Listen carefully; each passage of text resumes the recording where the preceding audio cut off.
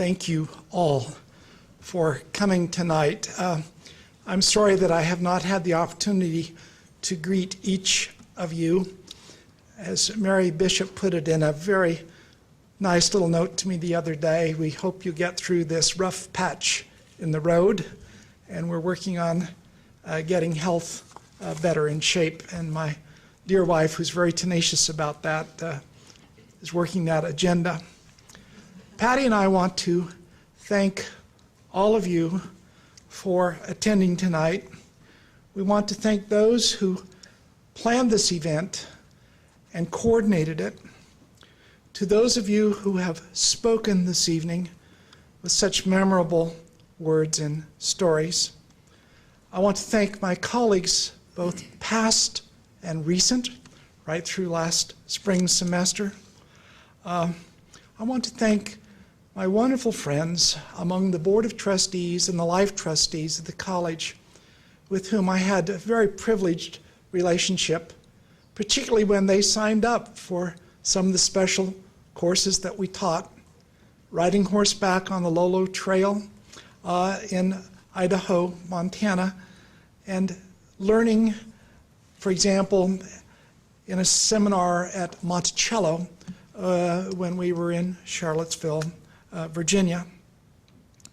I want to thank former students who've braved all sorts of adventures in taking classes with me, on sailboats in Canada, on foot, horseback, van in the American West, in trekking through Kenya in a wooden dhow sailing up to Somalia, and climbing to 16,355 feet on Mount Kenya, and basically going on one big, great learning Boy Scout experience in East Africa.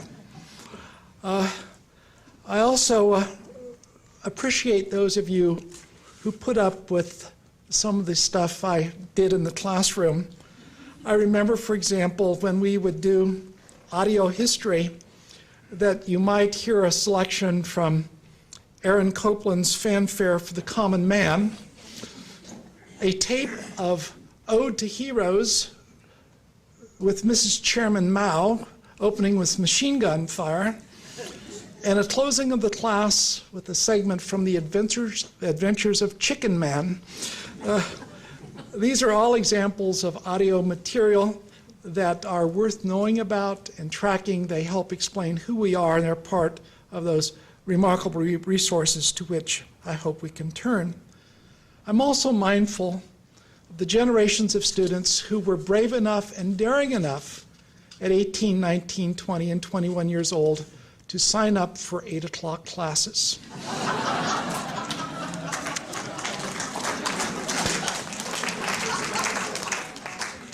As a high school student, I had a morning Oregonian route and an after-school daily paper route, so I learned to start my day very early.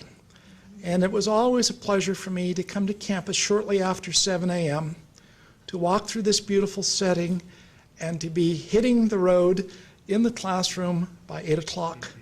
I also knew that those courses that I put at that hour would draw the students who really wanted to be there. Very special.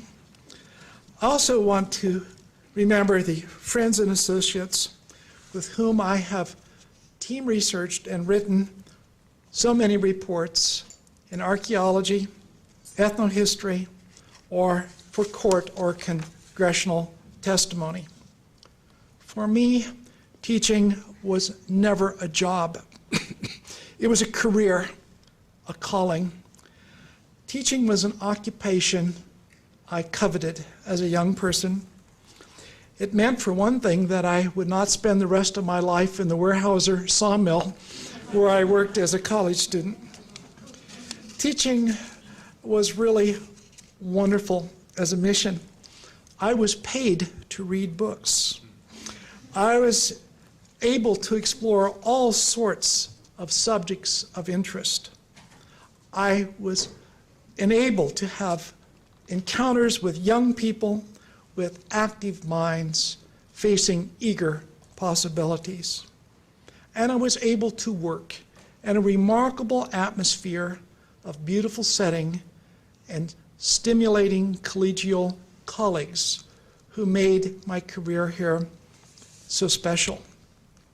Teaching was full of surprises, and I found them in more than 30,000 blue books that I read, and in a couple thousand research papers and theses that I read, and I shared just a couple vignettes.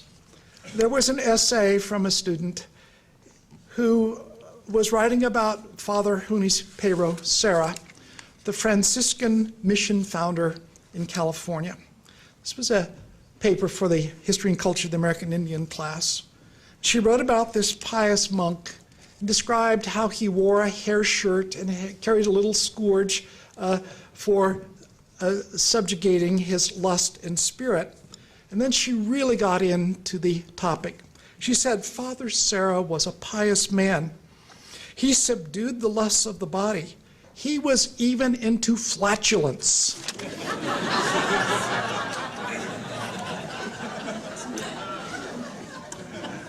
Probably topping it all was in the comparative civ course, one of our permutations of the freshman core program, where we had a brief set of identifications. And one of the terms was Shiites. And this student wrote, what the Christians said when they saw the Huns coming.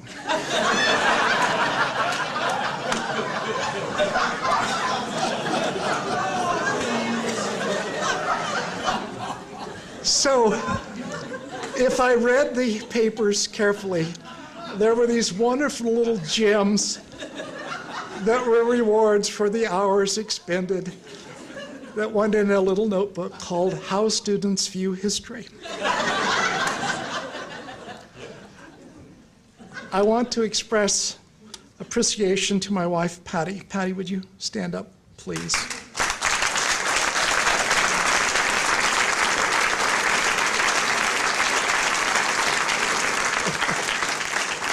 Patty endured my many absences when Dennis and I were involved in trial, or more than 130 research trips I made to Washington, D.C., to National Archives. In fact, I reached the point where I disliked even the smell of the floor wax in the National Archives building, and it is still seared into my memory.